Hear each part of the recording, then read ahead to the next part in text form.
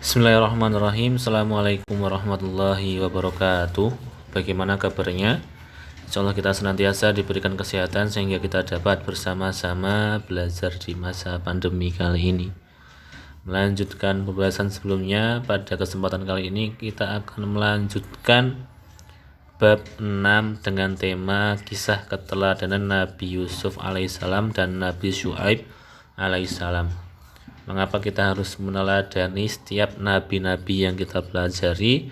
Dikarenakan setiap kisahnya memiliki sikap terpuji yang patut kita teladani. Kita akan lanjut kepada nabi yang pertama, yaitu kisah Nabi Yusuf alaihissalam. Nabi Yusuf alaihissalam merupakan putra dari Nabi Yakub alaihissalam. Nah, beliau mempunyai adik kandung bernama Bunyamin serta 10 saudara yang berbeda-beda ibu, yaitu mereka 10 saudara itu merupakan kakak-kakaknya dari Nabi Yusuf.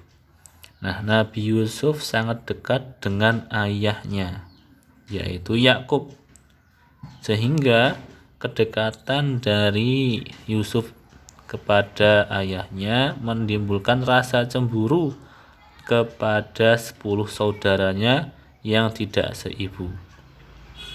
Waktu itu Nabi Yusuf pernah bermimpi melihat 11 bintang, matahari dan bulan semuanya bersujud kepada Nabi Yusuf. Kemudian setelah bangun, Nabi Yusuf menceritakan kepada saudara-saudaranya.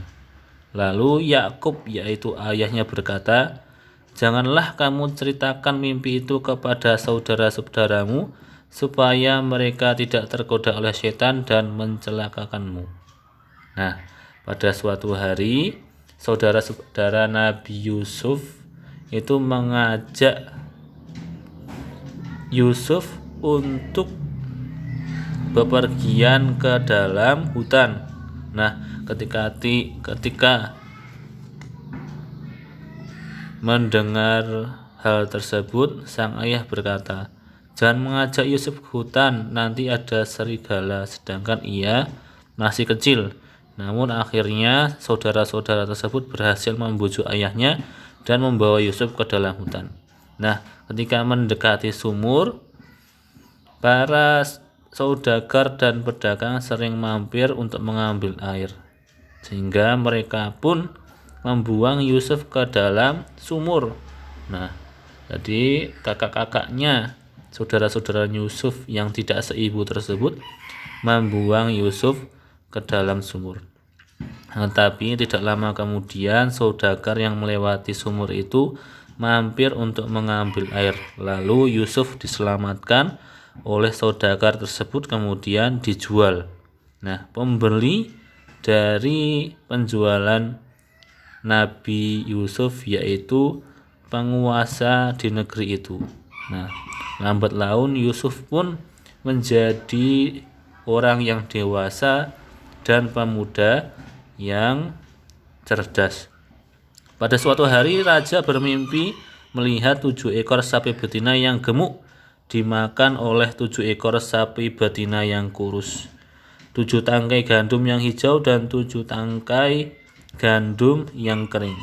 Lalu Nabi Yusuf pun menjelaskan dari mimpi raja tersebut. Kemudian berkata, "Hendaklah kalian bercocok tanam 7 tahun berturut-turut. Kemudian ketika kalian panen, maka hendaklah menyimpan makanan dengan cara membiarkan tangkainya, kecuali sedikit untuk dimakan. Kemudian sebab setelah 7 tahun itu akan datang 7 tahun kemudian masa yang amat sulit, sehingga pada masa sulit tersebut akan menghabiskan simpanan makanan sebelumnya." Nah, pada waktu itu Nabi Yusuf menafsirkan mimpi dari raja bahwasannya setelah 7 tahun ini akan ada masa di mana sulit hujan turun, yaitu kemarau yang sangat panjang. Nah, karena itu Nabi Yusuf memberikan ide agar mereka menanam tanaman selama 7 tahun untuk bekal yang untuk disimpan selanjutnya. Nah, setelah mereka melakukan apa yang dinasihatkan oleh Nabi Yusuf, maka raja pun tertegun.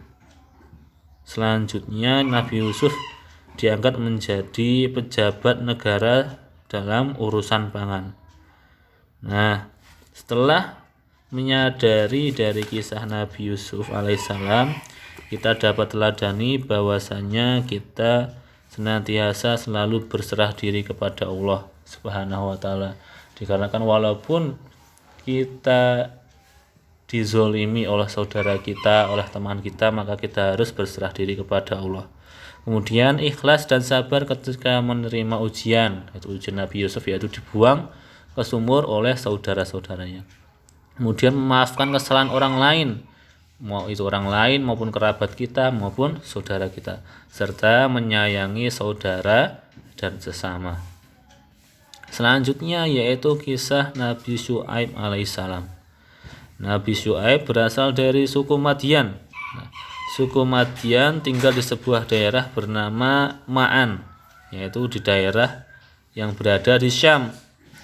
Pada waktu itu kaum Madyan menyembah berhala, sehingga pekerjaan mereka pun sebagai pedagang. Mereka itu sangat suka berbuat curang, perbuatan bohong serta perbuatan yang curang yang dilakukan oleh pedagang, yaitu memperoleh keuntungan sebesar-besarnya ketika melakukan transaksi. Semisal ketika mereka membeli beras, maka pedagang tersebut menyelipkan barang lain pada pendulum ayat pengukuran supaya barang yang dibeli seolah-olah mencapai 5 kg. Jadi ada suatu pembeli yang ingin membeli gandum berat 5 kg. Nah, kebiasaan pedagang kaum Madyan, suku Madyan itu menyelipkan barang lain agar berat tersebut sejumlah 5 kg. Nah, hal tersebut merupakan tindakan kecurangan. Nah, hal tersebut termaktub dalam firman Allah Subhanahu wa taala, Bismillahirrahmanirrahim. Wa ya qaumi auful mikyala wal mizana bil qis wala tabkhasun nasa asya'hum wala ta'thaw fil ardi mufsidin. Yang artinya, dan Syuaib berkata, hai kaumku, cukupkanlah takaran dan timbangan dengan adil, dan janganlah kamu merugikan manusia terhadap hak-hak mereka, dan janganlah kamu membuat kejahatan di muka bumi ini dengan membuat kerusakan, yaitu Quran surat Hud ayat 85. Nah, dalam hal ini dari kisah Nabi Syuaib kita ketahui bahwasanya ada beberapa tinggalan, yaitu dari kaum suku Madyan, berupa alat yang memiliki manfaat serupa untuk menimbang barang dagangan. Misalnya ukuran liter untuk mengukur minyak, tanah, gandum. Nah, hal tersebut merupakan peninggalan dari kaum suku Madyan dari Nabi Syuaib alaihissalam.